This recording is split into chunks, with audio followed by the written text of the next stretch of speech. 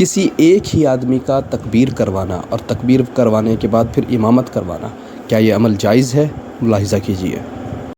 ایک ہی آدمی کا تکبیر پڑھنا اور امامت کروانا۔ محمد نوید انڈیا سے۔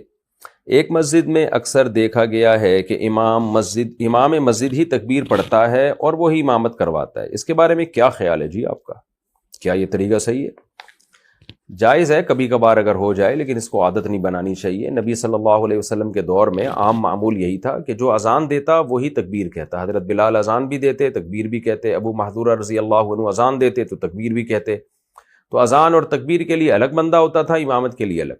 تو اس میں اسلامی شاعر کی تعظیم بھی ہے۔ تکبیر جو ہم پڑھتے ہیں، اقامہ جو ہم پڑھتے ہیں، تو یہ اسلامی شاعر ہے، اس کی تعظیم بھی یہی ہے کہ الگ الگ بندوں سے یہ کام ہو، امام مصلی پہ کھڑا اور پیچھے تکبیر کوئی اور کہہ رہا ہو۔ لیکن اگر کبھی اس کے خلاف ہو جائے، امام ہی تکبیر بھی کہے اور امام ہی نماز بھی پڑھائے، تو کوئی حرج نہیں ہے۔